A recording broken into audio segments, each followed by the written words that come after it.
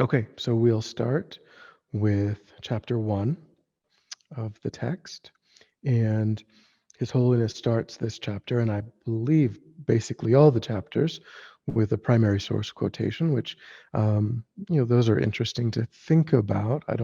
They don't necessarily always. It isn't like the chapter is meant to be uh, a commentary on the quotation. They're kind of, in a way, separate, but still, they were intentionally included. So I think it's interesting to look at those two. So the quotation for chapter 1 is from Patrul Rinpoche, and the quotation is, "When starting to practice, be eager like a deer trapped in a pen seeking to get out. In the middle, be like a farmer during harvest, not waiting for anything.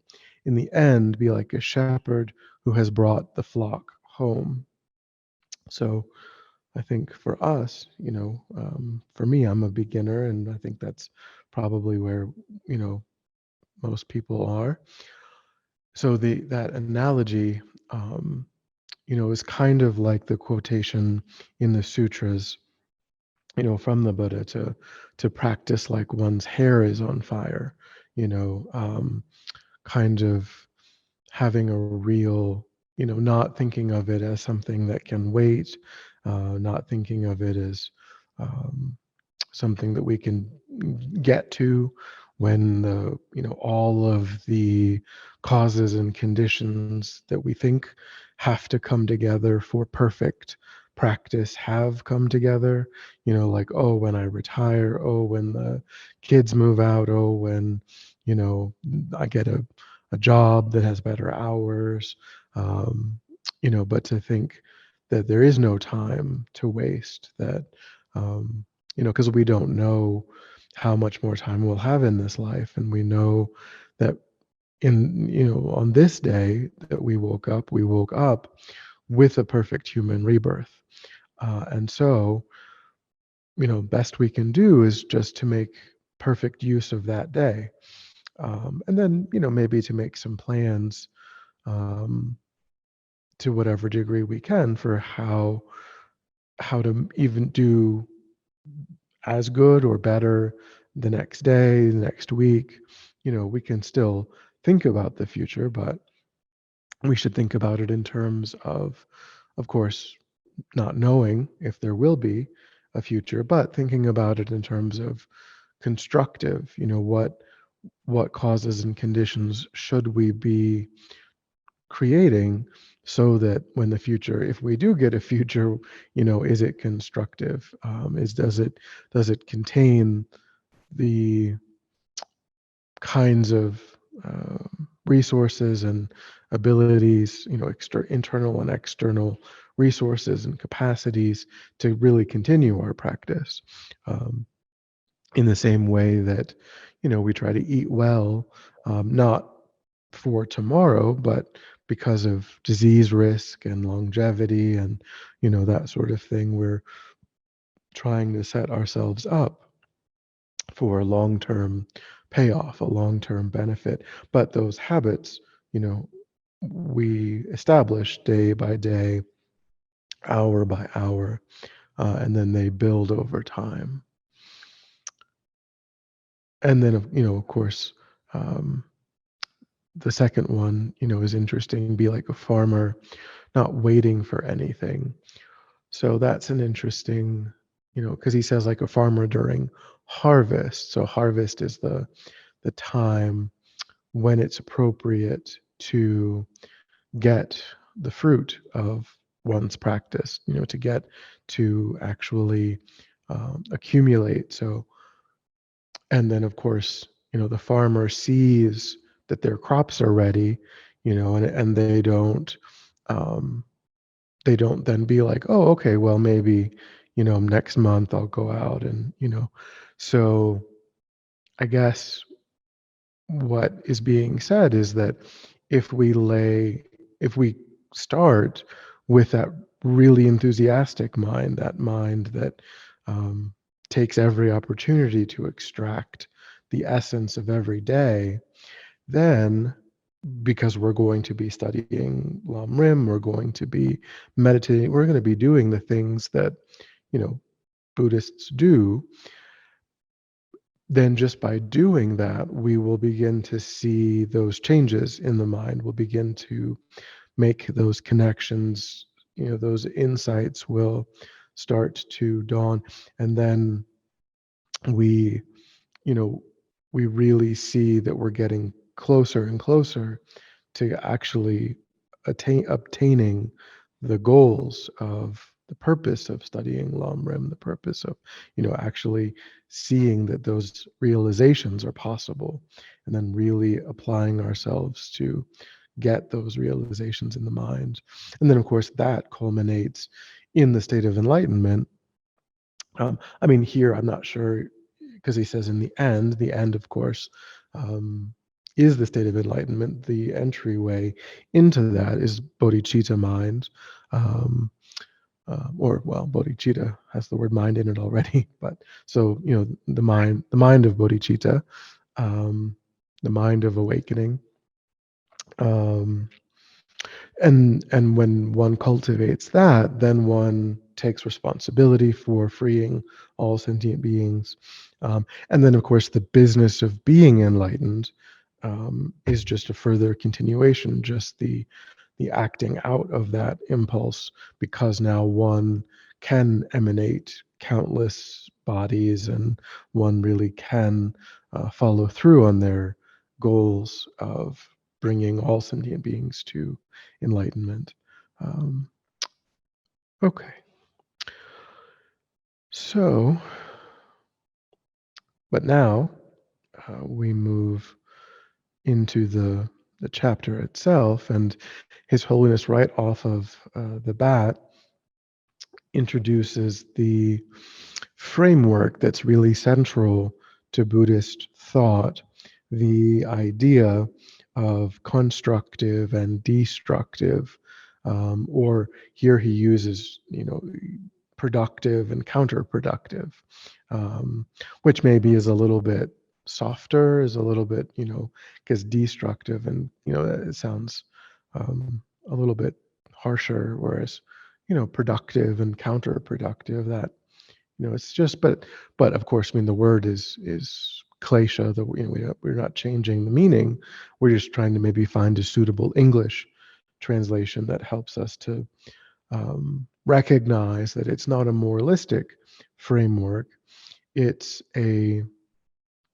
framework of what brings a person closer to enlightenment or further away from enlightenment, what supports the cultivation of incredibly expansive states of mind, beneficial states of mind, and what obstructs the cultivation of incredibly beneficial, expansive states of mind.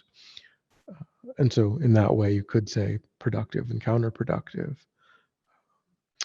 But of course, that's an interesting framework that a lot of, I don't know if I was going to maybe see, you know, what, how people react to that framework. I don't know, because there's many people who reject that framework, in, you know, with the idea that that there's, that we can't say that anything is productive, you know, destructive, or that we should just accept, you know, all, anything that arises in the mind, and then the goal should be how to work, you know, with that in a way that doesn't, um, you know, ruin relationships, or lead to, you know, violent conflict.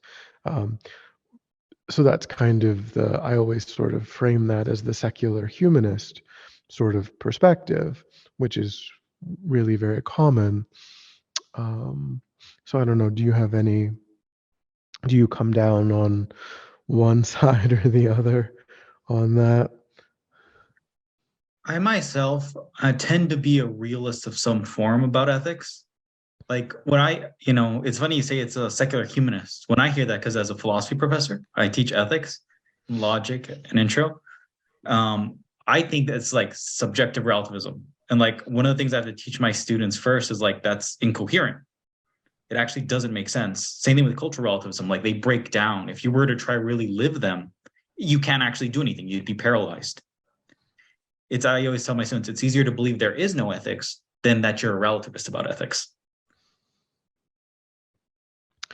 So you mean to say that you're relativist about ethics would be like to say that killing is wrong under some circumstances, but it's excusable under other circumstances. Is that kind of what you mean, or Not is it more quite. like a sort of like a Kantian axiom, or It's more like for the subjective relativist, what makes something unethical is whether you believe it's unethical. uh, so you can't rely on like a valid source for ethics, that there's no, you can't say this is the ultimate authority on ethics. Yeah, if you will, they would have to say that any statement that is ethical is true, and every statement is also false at the same time. Interesting. False at the same time because what would make it false? Someone else has a belief about it. Hmm. And then another weird problem with this view is that you can't actually change your mind. You're oddly paralyzed because if it's your belief that's a source of truth, if you were to change your mind, that would lead to a contradiction. So you're morally infallible. You can never be wrong. You know, yeah. So I mean, the Buddha's observation about the source um, of ethics, because ethics from the Buddhist perspective is different than it is in like the Christian perspective. Because in the Christian perspective, ethics is just a series of static edicts that were revealed to us by people who say that it was revealed to them by God from what they would say, and then it hasn't really changed then in about 2000. That happened a few times, and we have that, and it hasn't happened again. So that's just kind of all we have and all we know and all we'll ever know, and apparently all we need to know, I guess, to go to heaven, is kind of the um, and in one way, it's sort of similar, in the sense that it's also true that Buddhism isn't adding new moral guidelines. That's also true, you know. So the idea that's also true in Buddhism is that everything that we need to know about ethics was given to us by the Buddha, um, and that we don't have to wait, that there's nothing that's left out, or that, but his how he arrived at what he explained is the consequences that flow from those actions. Um, and he was able to, so of course, that depends, having confidence in that system depends on having confidence that the Buddha is capable of understanding things in that way, that the Buddha, that it wasn't just made up by the Buddha, that he did, that he was capable of observing that actions have consequences and what those consequences are. Um, but yeah, so it's much more energetic. It's much more, um, when the mind is influenced by, because it isn't, and on a deeper level, we would also have to say that it isn't the action itself, it is what is motivating that action. And under very rare circumstances, it is possible to engage in an action that would otherwise harm a person, karmically. But if that person is completely free of delusion, then it doesn't harm them karmically. Um, and one would then assume that that person could, would know that their action was actually beneficial. Because it's also true that we have to divorce karmic repercussions from the effect that happens in the world, from the effect that happens externally. Because a person might, for example, a, a relatively ordinary person might be in a situation where their pet is near the end of its life, and they have to make a decision about, are they going to allow that process to unfold naturally? Are they going to speed up that process by euthanasia? um, and that's a decision that could be influenced by delusion, in the sense that they might want to be free of the burden of taking care of an animal that is not doing well. And there's self-cherishing, there's self-grasping, there's an addiction to comfort, to ease, that's being challenged, and they want to just sort of get rid of that. And I mean, there's of course many examples where people do that kind of thing for objectively horrible reasons, like feel like going on vacation, and I heard like in the 40s and 50s that was relatively common. People would get a dog and they would keep it, and then they would euthanize it when they wanted to go on a 2-week vacation, and then they would get another dog. Like in the 40s and 50s, like people had just a view of pets that was really different than the view that we have now. Um, so I mean, it's objectively a horrible reason to kill.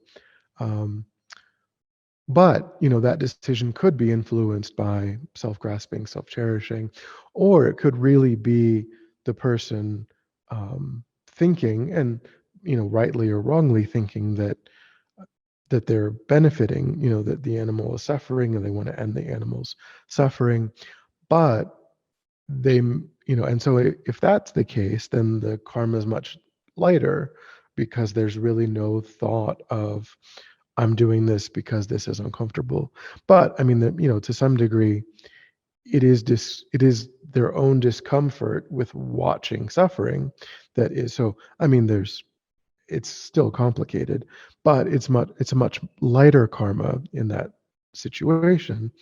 Um, but what we don't, if that person's not highly advanced, then what they don't know is what's going to happen next. They don't know where the mind of that being is going to go.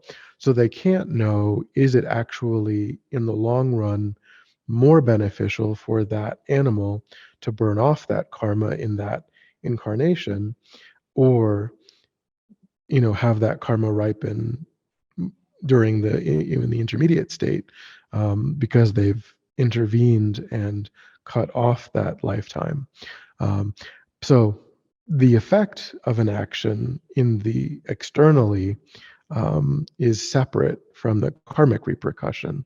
In many instances, not um, because your effect to the sentient being that you're relating to, that you can't really necessarily predict, unless you're a highly realized being, in which case you can.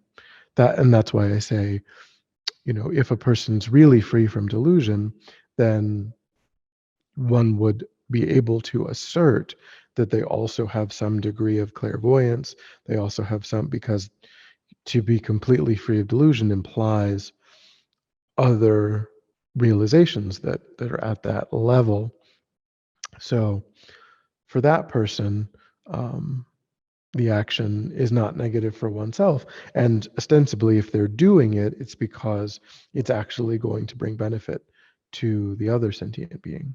So in that case, the result for both people, or both sentient beings, is positive. Um,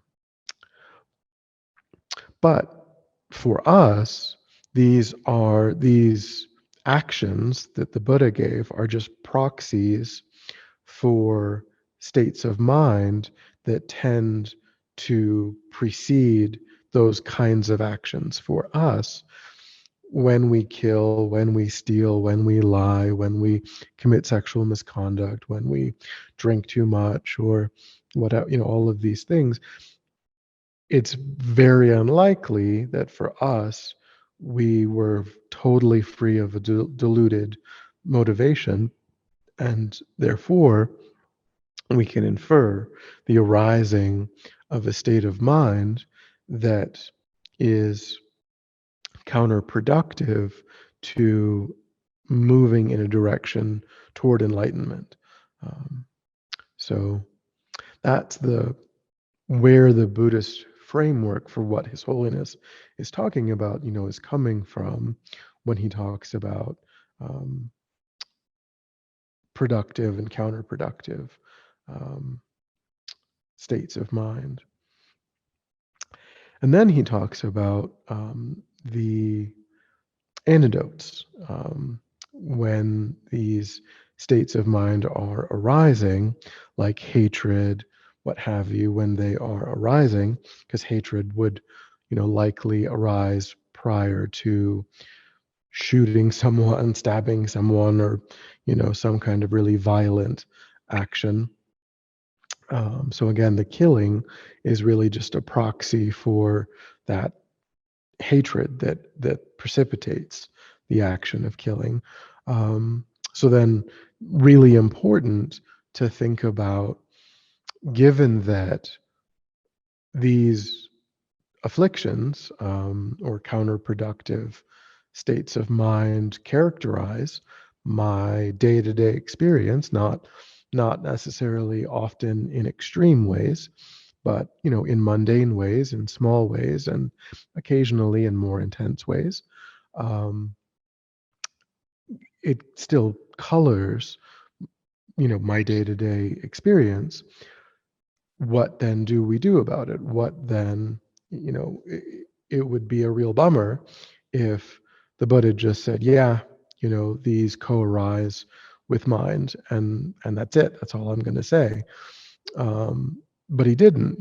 He went on to give a whole variety of positive, constructive, useful states of mind that we can intentionally cultivate that counteract these afflicted states of mind. And His Holiness talks about then the division between conventional and ultimate antidotes, where he says that when we meditate on love or patience, or the individual antidotes, they are effective, but they're only effective for the specific afflictive emotion that they tend to counter. Um, when you're meditating on patience, that doesn't help you really to deal with afflictive, like strong, desirous attachment, because strong, desirous attachment isn't similar to what patience, patience overcomes. Patience is a mind that can bear hardship.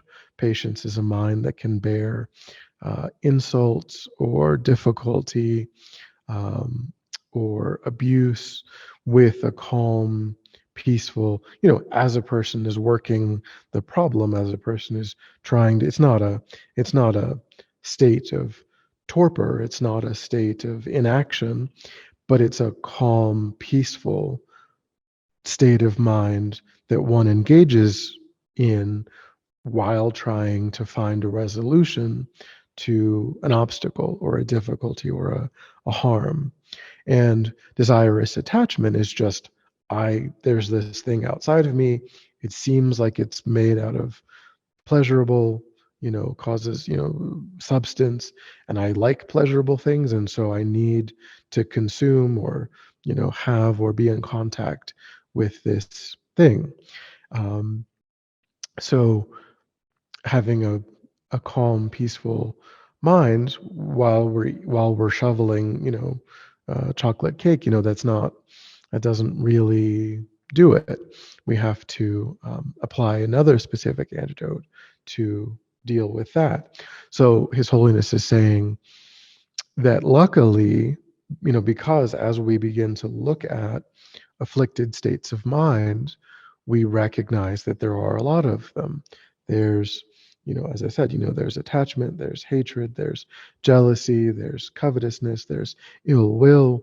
There's a whole gamut of specific uh, problematic states of mind. So that means that sometimes we have to think about, oh, this, loving kindness will counter this, patience will counter this. Um, and But then we recognize too that, okay, I've learned that when hatred is arising in my mind, or strong ill will, you could say, is arising in my mind, that if I think about um, past kindness that person has shown me, or past kindness, that I've observed, could be either in earlier in this life, or if they're a stranger, you might think that in past lives they were kind to past iterations of me. And when we bring that to mind, when we think about them raising us as a parent and showing us, that kind of, then that makes it difficult in that moment to feel ill will toward them, because we're recollecting their kindness, and naturally a sense of, you know, warmth or affection, might arise. The more we do it, the deeper that tendency and that habit becomes. The more second nature that way of thinking, gets integrated into the mind. Doesn't None of the antidotes have much power in the beginning, because we've practiced the afflicted states so deeply, it's so much easier to give in to the ill will than it is to actively, yeah, you know. So is the antidote the actual like opposing emotion that can exist in the mind, or is it the Mhm. practice? Yeah, so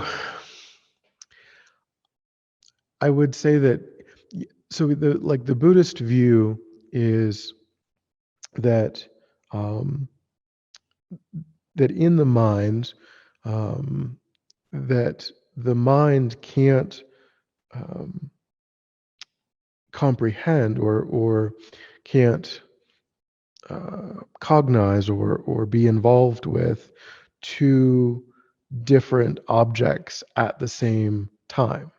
Um, so when the mind is absorbed in hatred, um, then loving kindness can't really be present in the mind, because they are opposing forces. They are two different, completely different opposing forces.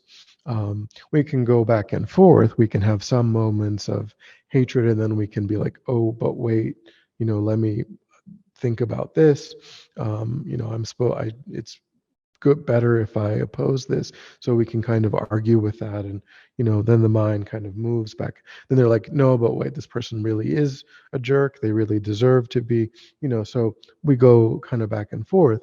Um, but it is really, I would say, the state of mind of loving kindness, because with the constructive emotions, or constructive mental states, the goal of finding methods, as you're saying, finding ways to cause them to arise, the goal is to eventually kind of stabilize that actual mental state in the mind, so that the mind is just imbued with that state.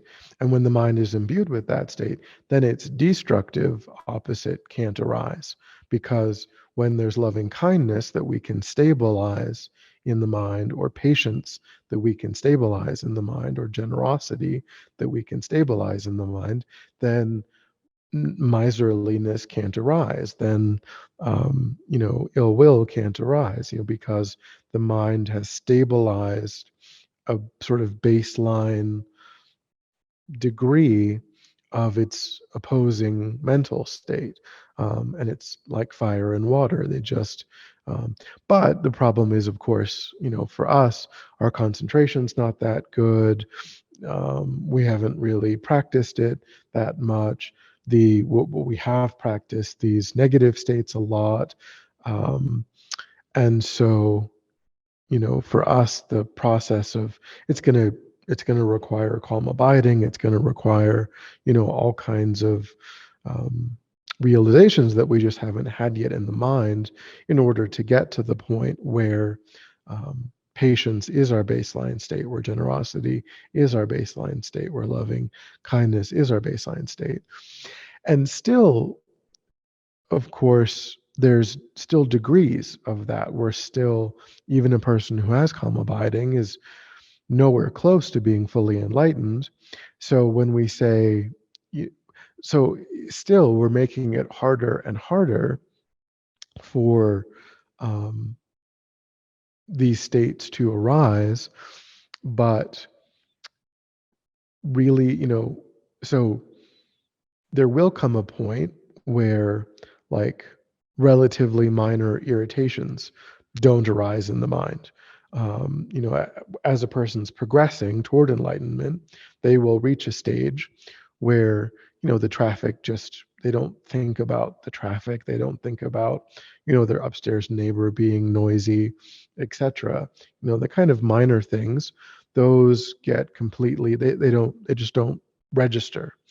But for that person, if they were to be physically attacked, or if they were to be even like viciously verbally abused, still, because the stimulus is so much stronger, that kind of provoking situation is going to give rise to some not fully positive response. They're going to generate some degree of ill will. They're going to uh, and then as a person moves closer and closer and closer, then it gets, like I say, it gets more and more difficult to provoke them into anger, to provoke them into jealousy.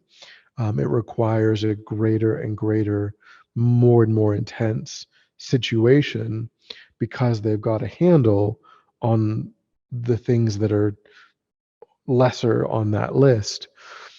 But until a person is quite near, Buddhahood, and then achieving Buddhahood, it's always possible, for them to give rise to some of these, because they haven't fully eliminated them. But yeah, I would say that there's different methods that we can use that can still kind of get at the same point. It isn't like um, we have to only ever use, like, thinking about people having been our mother in past lives to give rise to, like, that's one method, and it might be really effective. But if a person, um, if that person, if that person, and, like, like, we might have trouble with that for a time, or even a whole lifetime. There's no, isn't to say that that particular insight might not be something that we can apply. But if we know the person, and we know that they have, like, a really loving relationship with their spouse or their child, we can be like, oh, that's a good quality that they have. And um, if we can recollect their good quality, then in that moment, that can also sort of tamp down that the arising of that afflicted state. But like His Holiness says, and like I was kind of, saying too, or trying to explain about what His Holiness said, not like I'm as cool as His Holiness, and I also had the same separate independent insight. I mean, it was in the book, and so I was kind of moving in that direction. He he points out that this process that's on this conventional level, what it's really doing is, in that moment, it's giving us a state of mind that it is in opposition to the sort of active, the flourishing of that negative state of mind, that we've become angry, we've become jealous. The jealousy is like manifest in the mind, and it's no, we're noticing it. And because it's manifest, because we're noticing it, and because we want to practice, we're learning about and trying to apply these opposing states. But it doesn't do anything about the fact that the tendency to give rise to hatred or ill will or jealousy or miserliness, or the tendency, the habit, the seed, the potential in the mind is going to be there, even when we're capable of reducing its manifestation, because we've applied um, an, a conventional antidote. So His Holiness is getting into then the ultimate antidotes, or I mean, really the one ultimate antidote, which is to recognize. So this is what's really useful about the wisdom teachings, is that it in two ways. One, that it would seem kind of exhausting, and it would be kind of exhausting to try to figure out what is the opposing mental state for 50 different problematic states of mind, and then really, how much time would it take? How many years would we need to really get a good grip on 50 different specific useful ways of thinking about things? Um, we need to that in general, broadly speaking, that is still an important part of our practice, because that does help us to avoid um, actually acting out um, these arising mental states, which then, the more that we're cutting off, in the moment, or not following that particular chain that you know, anger is arising. But when we apply an antidote, we then don't hit the person. We then don't say, a terrible thing to the person. We then don't key their car, or, talk badly about them behind their back.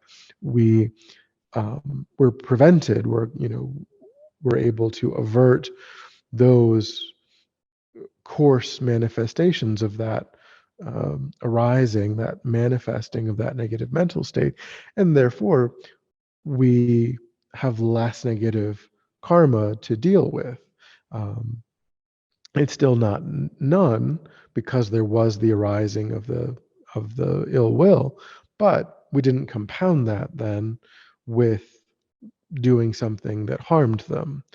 Because we applied an antidote, we don't have to um, have even more negative karma that we then have to do something about. But if we only stay at that level, we haven't addressed the underlying propensity to, when the causes and conditions come together, like someone saying an unkind thing, doing an unkind thing, um, those external causes and conditions, they will always have the power to trigger our propensity toward ill will, toward miserliness, toward, whatever it might be. Maybe we can be really generous when a lot of money is coming in, and there's no concern. But then when we hear about a recession, when we hear, or when we get laid off, or um, now all of a sudden, now the mind of feeling tight and feeling miserly and not wanting to, now that's really manifest because the external conditions have changed. And that propensity was there when things were going well, when but now the external causes and conditions have changed, and now we're noticing the arising of this state that's being triggered by the coming together of these new external circumstances.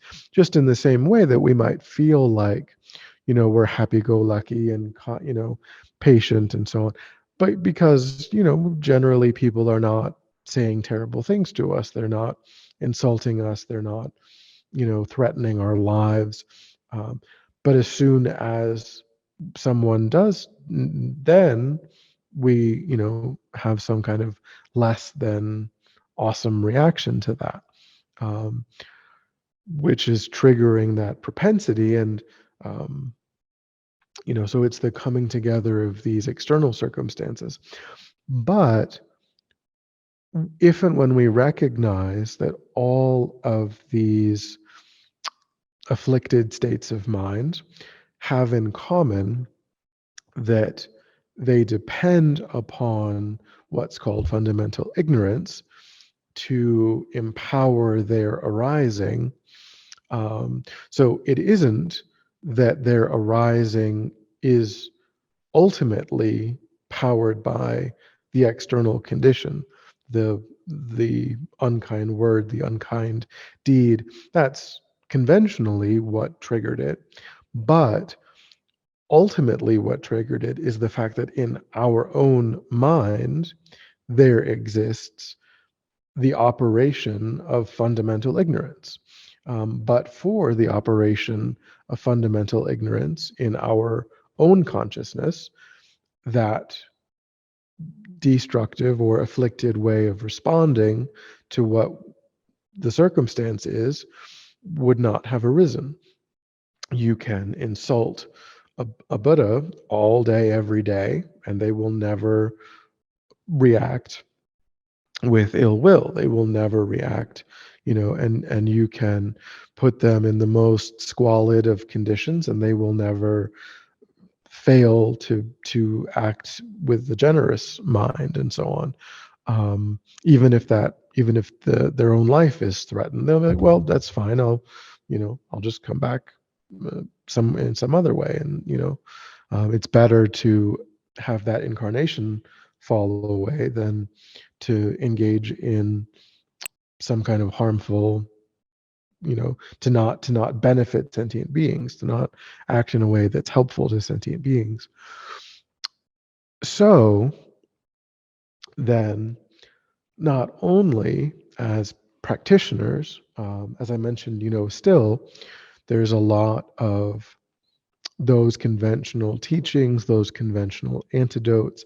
That's very much a present part of Buddhism, because it does help us on the path to create a succession of human lifetimes where we can practice. Whereas if we were acting out all of our negative mental states, then we would make it so much more difficult for ourselves to get another human rebirth and another one after that, because we would be just running amok. We would be letting our afflictions run the show, even in our coarse actions of body, speech, and mind. We wouldn't be in any way constraining. And so the negative karmas would just keep snowballing, and then we're just making it so much more difficult.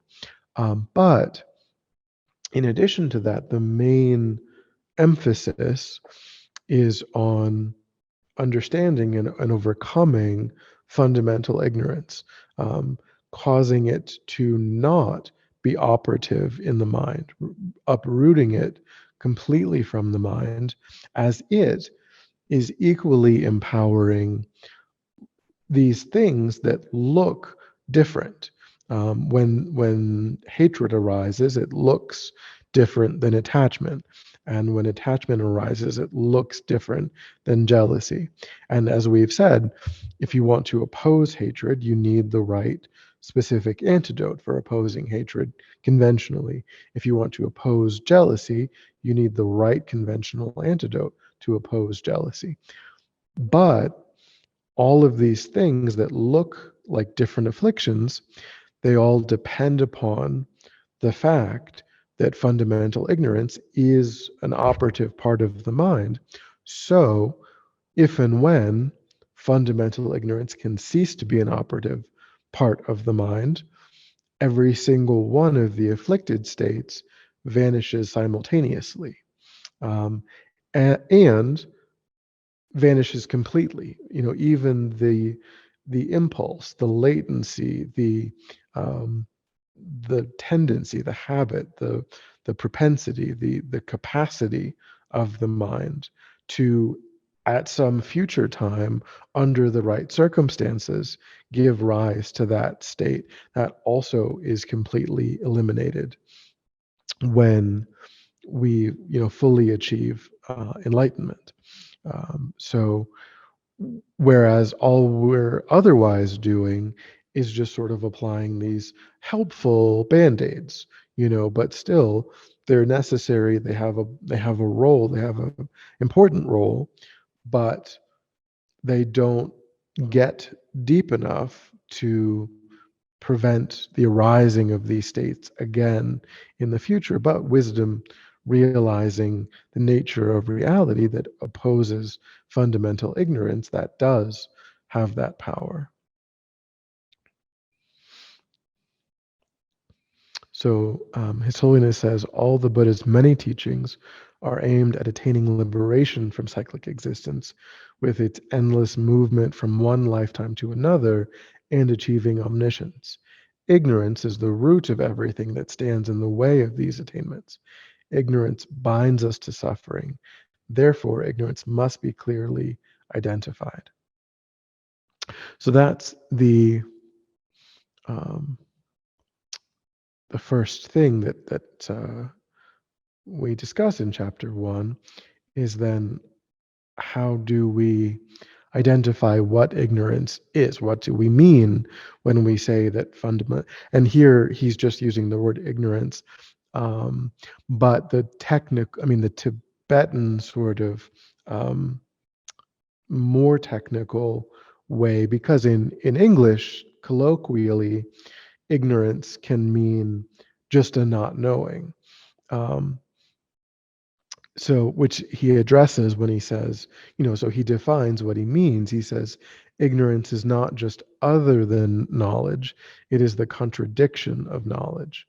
um, so so and of course that's important, because ignorance here, we could say, well, we're ignorant of, because we don't have a direct realization of karma. So you could say on some level, we may have read books about karma. We might be able to list the 10 non-virtuous actions. We might be able to list, some of the standard karmic repercussions of the 10 non-virtuous actions, but still we don't have a direct meditative realization of karma. I don't. And so we're ignorant then on some level of cause and effect, because we can't say that incontrovertibly, directly, we have a meditative, direct, non-conceptual realization of it. And that would be ignorance as a lack of knowledge, ignorance as just a not knowing. But Ma Rigpa, fundamental ignorance, is not just that. It is an active misapprehension of what we're perceiving. Um, as he says, it is a contradiction of knowledge. It's not just. It would be like, you could say, well, um, Portuguese is a language that I've never studied. I don't speak it. I wouldn't necessarily distinguish it from Spanish if somebody was speaking it. I might be able to kind of, but I'm pretty ignorant of that as a language. But if a person who was speaking German and they said, "No, I'm speaking Portuguese," you know, that's very different. And the Buddha says that's kind of what our experience is. That it's kind of it. If a person knows that they don't know something, then they might seek it out. They would be receptive to being told that you don't know this. It would be relatively easy to then just learn it. You're just replacing a lack of something with the something, and that's not difficult, because that person is kind of humble about it. They would see it easily as something that they need to add to their mind, if they wanted to be able to use that knowledge. But if in their mind they 100% completely believe that they're not mistaken about this body of knowledge, this thing, whether it's mathematics or whatever it might be, then everything is so much more difficult in terms of doing something about that. And in and it's even in terms of those kinds of specific, um, analogies, it's even worse than that, because with those analogies, that person would live in a world where pretty much everyone else would be able to easily recognize that they were wrong. If a person tried to live their life saying that they understood something or could do something, um, every time anyone around them observed them trying to do it, they would recognize that they didn't do it correctly, that wasn't the language that they were speaking, that they really don't understand, and they'd be able to give them some feedback. They'd be able to say, I think maybe you're suffering from some sort of illness, or yeah. So if it's fundamental ignorance, but fundamental ignorance is caused by belief in a substantial self in some sense, or some essence that is me, and the world being made up of essences, would that mean, how does that look then at that ultimate level about virtue and ethics? Yeah, so I mean that's what I would that's why, um ethics is, again, really just a proxy for whether or not delusion is operating in the mind. Um, so, for a being who is fully enlightened, there are no negative actions. Um, and we could infer that they would only engage in an action if, even though it might look negative, there was benefit to doing it, because they would have no reason to harm. I mean, the desire to harm is a delusion, um, and they would be omniscient and so on. And so we can infer that if they killed someone, they were doing it because karmically, ending that person's life is what will bring them to enlightenment more swiftly, and that there'd be no other reason. Um, so we can only say that, ethics, from the Buddhist perspective, ethics is a useful framework for ordinary sentient beings to amass the karmic causes and conditions to achieve enlightenment. Um, not that not that killing is inherently a negative action, or, um, because even though, if that enlightened being killed someone, it would upset their relatives, it would upset their children, their loved ones, their friends, all of the ordinary sentient beings that are around them. Um, but with omniscience, with a, they might say, well, yeah, that's true, and that's, maybe unfortunate, but if that's really going to speed that person's enlightenment, then that's of greater value than, they wouldn't not do that because it would cause some temporary distress, to some sentient beings, because they would recognize, well, all of those sentient beings that are experiencing temporary distress, they're going to die, they're going to be reborn. Really only achieving enlightenment is of any real value. So yeah. So that means from like my diluted perspective, an enlightened being would be acting ethically. Or from their perspective, they're like beyond good and evil. They're just seeking enlightenment. Or they're doing what an enlightened being already does, which is to Hmm. be enlightened, to be more precise. Yeah, and I mean, I think generally speaking, I mean, of course, even though we could say that there are no karmic repercussions, for an enlightened being, and they're omniscient and so on. Broadly speaking, I think for the most part, they still, I think, avoid actions that would look negative, because they don't want to model, like, they don't want to, they don't want people to see things that look negative.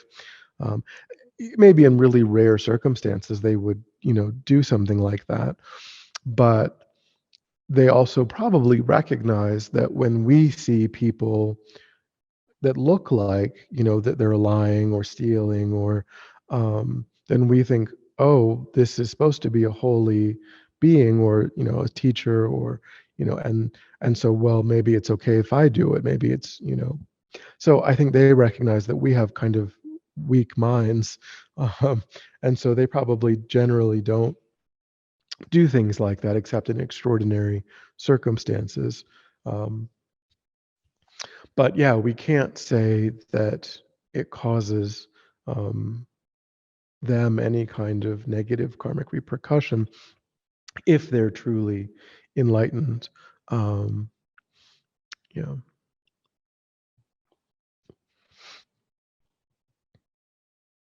but um, but yeah, I think that, generally speaking, when you see bodhisattvas, when you see, they have stainless ethics, they have, they really make an effort to model, incredibly pure behavior. But that's really to show us how to move in that direction, how to, um, how to guard our karma. They're trying to be, a perfect role model, a perfect guide. um, yeah.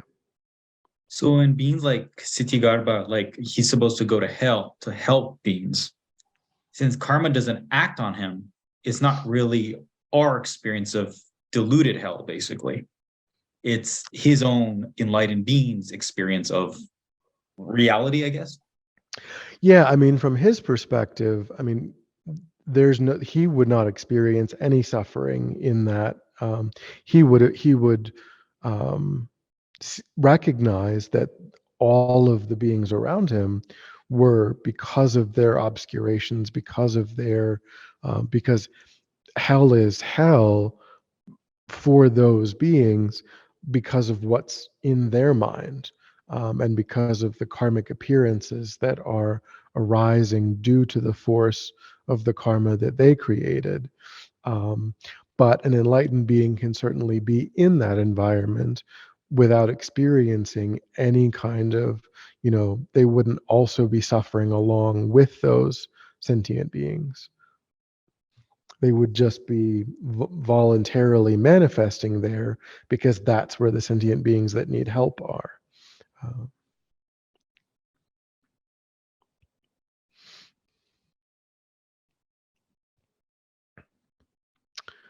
okay.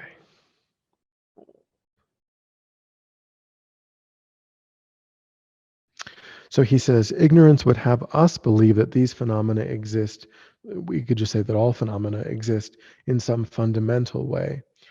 Through ignorance, what we see around us seems to exist independently, without depending on other factors for its existence.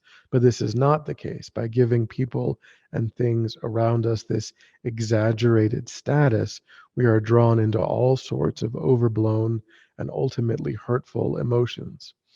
Identifying this false appearance of things and acknowledging our tacit assent to this illusion are the first steps toward realizing that you and other beings, as well as all other objects, do not exist in the way they appear. They do not exist so concretely and autonomously.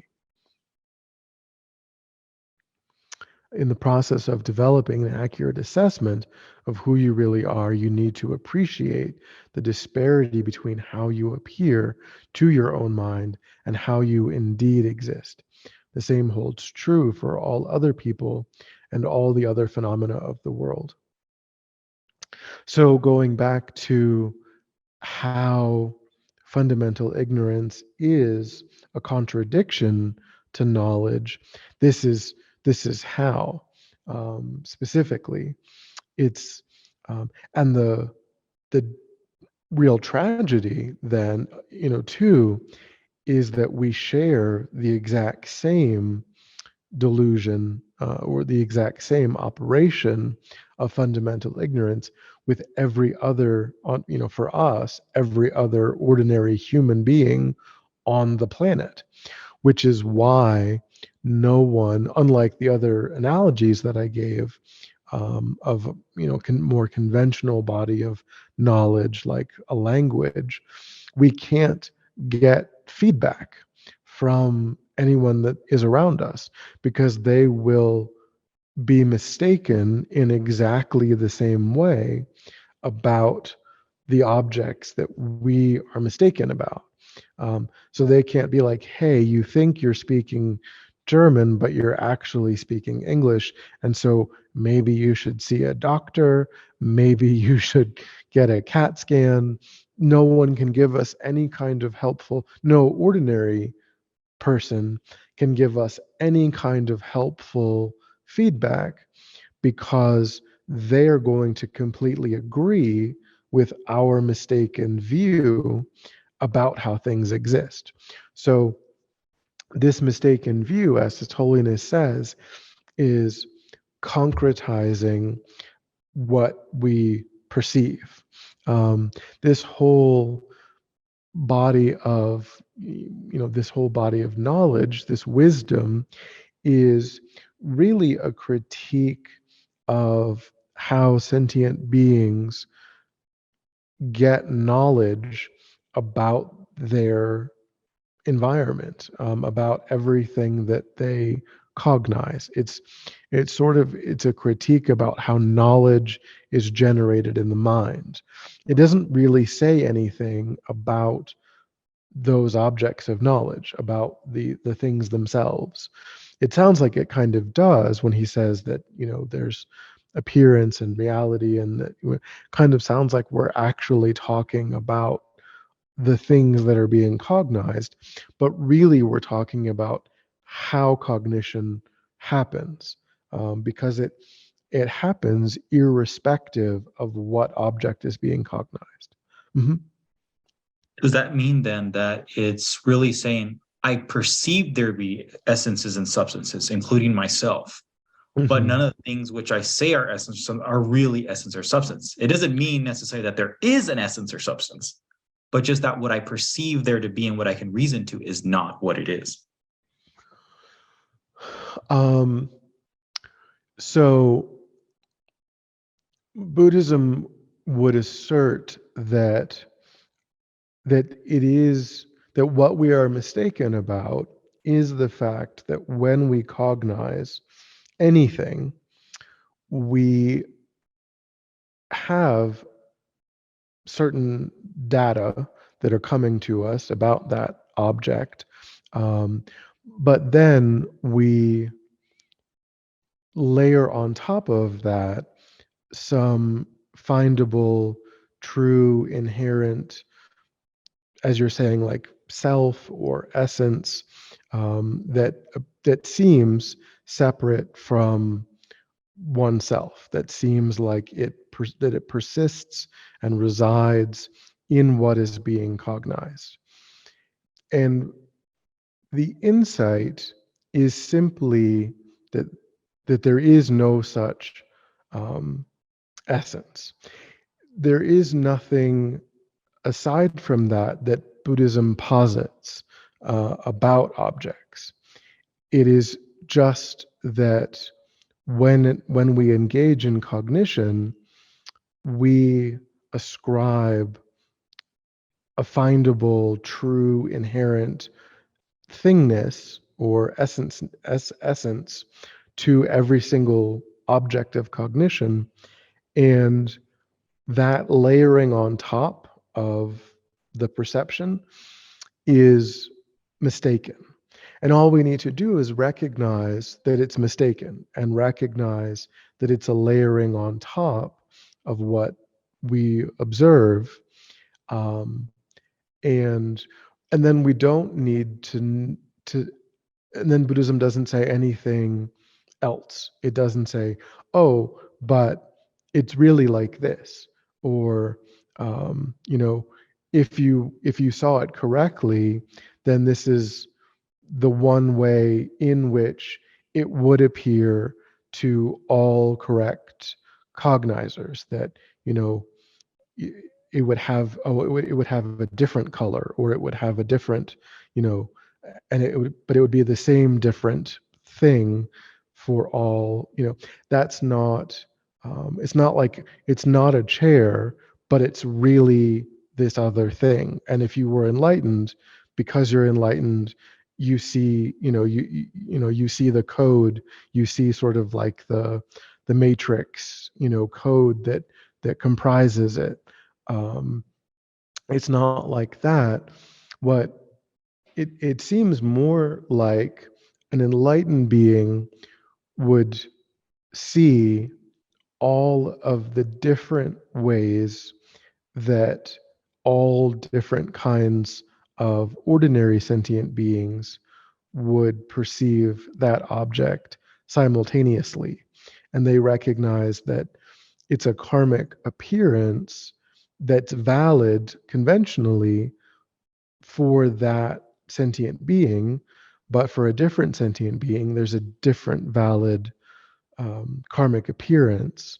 Um, and so, you know, there could, I mean, maybe the Buddha just didn't think it was necessary to talk about anything other than that. You know, I don't know, because the Buddha only cares about um, giving us the knowledge that liberates us from suffering. So what we can say is that that knowledge is sufficient to bring about enlightenment. We can definitely say that, um, and that there isn't anything that the Buddha posited about objects, other than we must recognize that concretizing them is something that's happening in our mind, and it happens with regard to every single object that we cognize, as we are cognizing it, as at the moment that it appears to the senses, at that instant, it's already being concretized. It's, you know, it's, we're assenting to a false appearance of the object. um, and when we can recognize that the object can't actually exist in the way that it appears in that false concretized view, um, then we've opposed that mistaken view. It would be like hearing, you know, someone speak the correct language, and we would recognize, like, oh yeah, that's actually, you know, although maybe it's a bad example because it's concretized. Um, but it would be just the lack, when we, you know, when we observed something. I mean, I think it's probably impossible to talk about since we're not having that experience. Um, but the only way that you can really say it is just the emptiness of the object appears to the mind, just the lack of inherent existence of that object appears to the mind.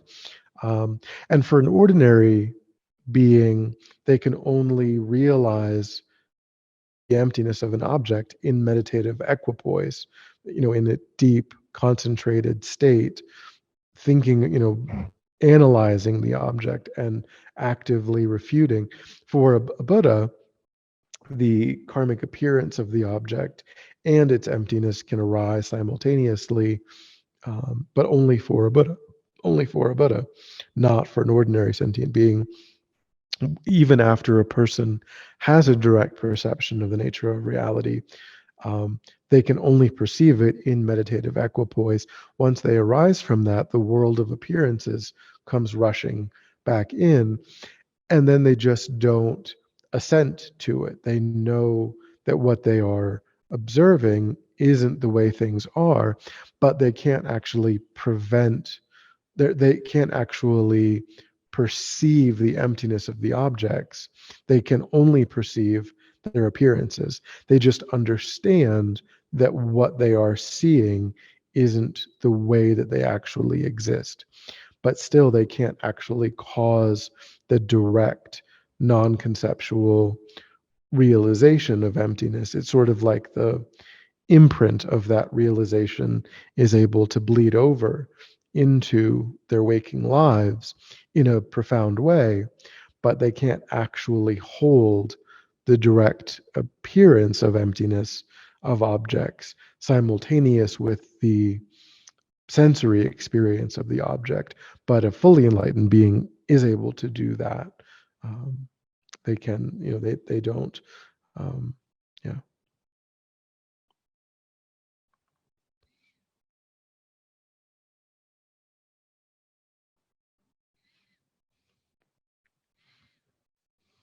Okay.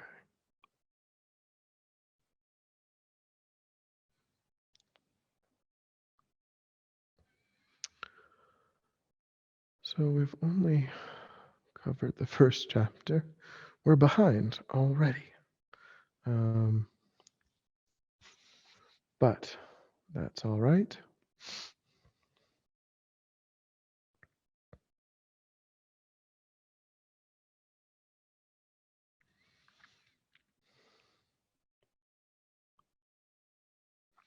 Yeah, we'll just wait on chapter 2.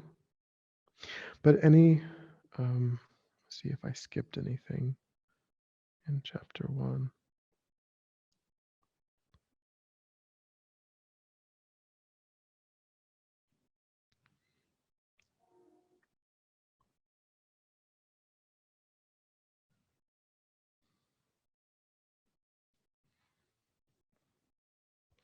Yeah, we'll just for the benefit of anybody that might um, watch the recording, um, give a little bit more quotation from chapter 1. We've said that um, this fundamental ignorance is an active misapprehension. He says, it mistakenly assumes that people and things exist in and of themselves by way of their own nature.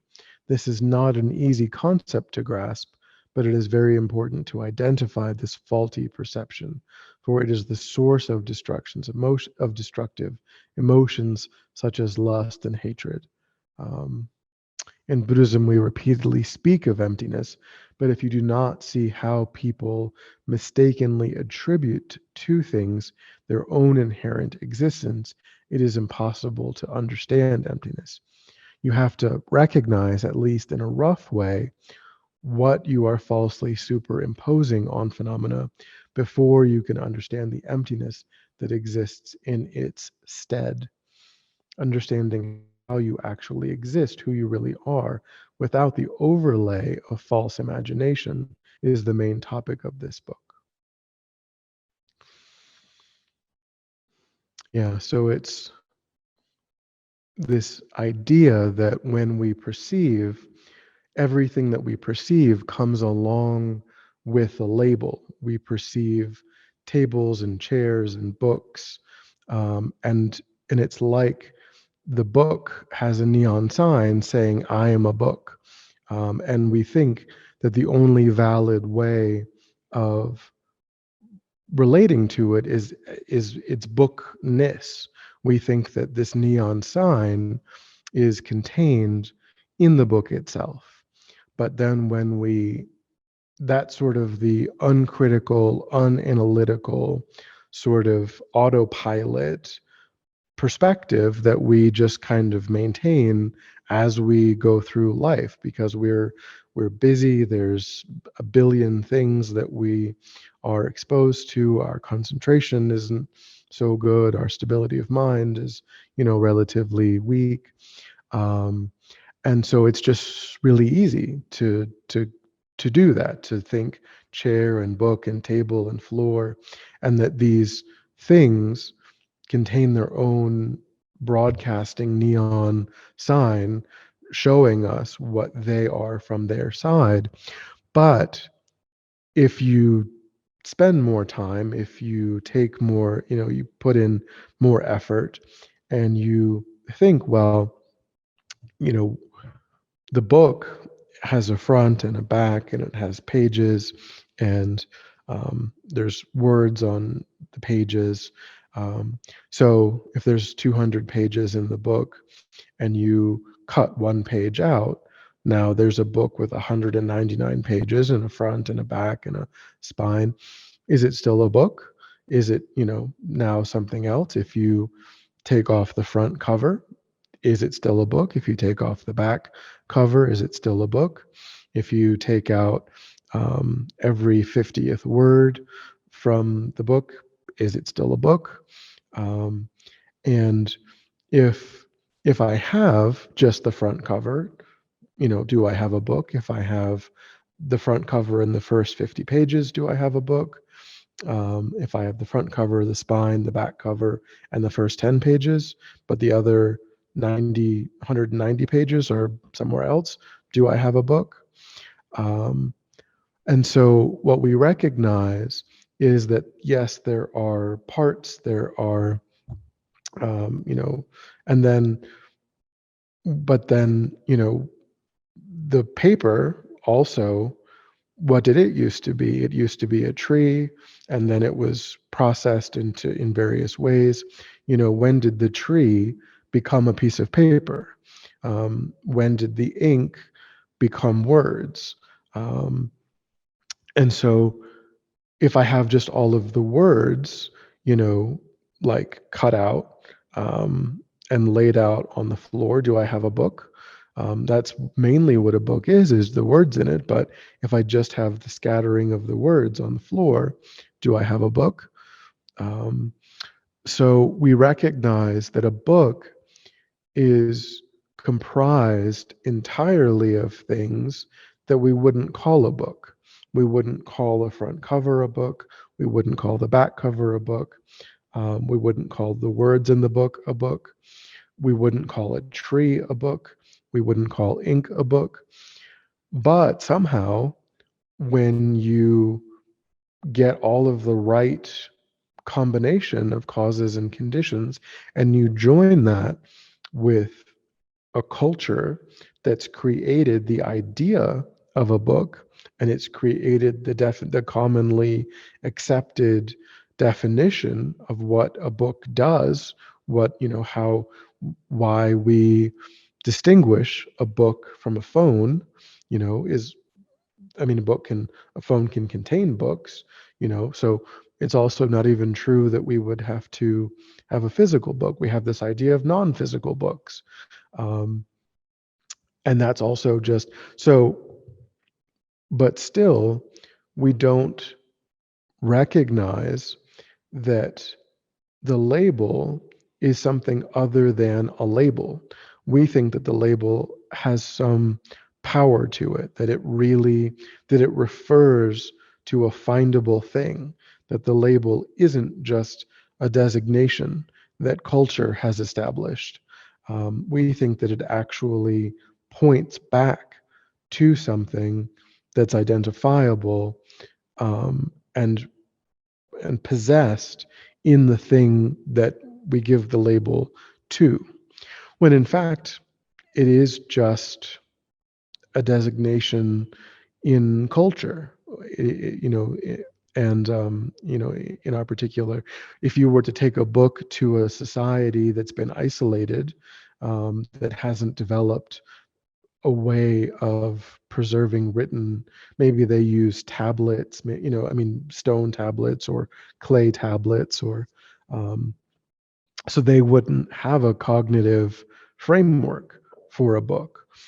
You take it to that culture and they would not relate to it in the same way, because there's no pre-existing cognitive designation for that object, which demonstrates that that label isn't universally pointing back to something findable.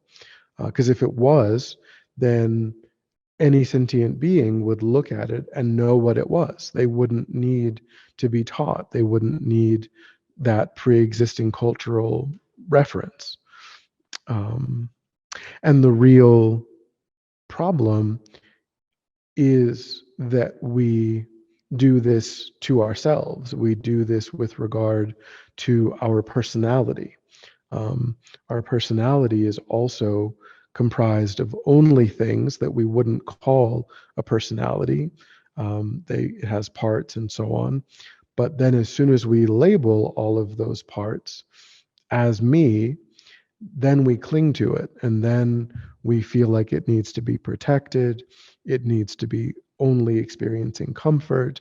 It needs to never be challenged or made uncomfortable or harmed in any way.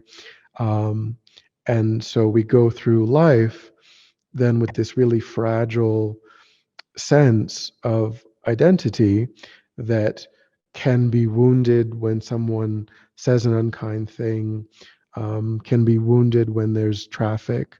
And then that gives rise to not being able to tolerate unkind things, not being able to tolerate traffic, and wanting to lash out to get what we want and to cause things to be easy for the self and so on. And that's why, by clinging to identity in that really, really tight way, it becomes, kind of the path of least resistance at that point are the delusions, are anger and attachment and jealousy. And because we're grasping so tightly to a collection of body and mind, and wanting it to only experience pleasantness, that kind of we need to manipulate every experience in order to accomplish that. And it seems like it's just easier to do that through the afflictions than it is to do that through love and compassion and generosity, even though that's actually the best way. That's actually how you accomplish that, because the afflictions can't actually bring happiness. They can only bring more suffering. Um, but we're just sort of mistaken about that too. Uh, yeah. All right, but we'll leave it there, and we'll pick up chapter 2 next Saturday.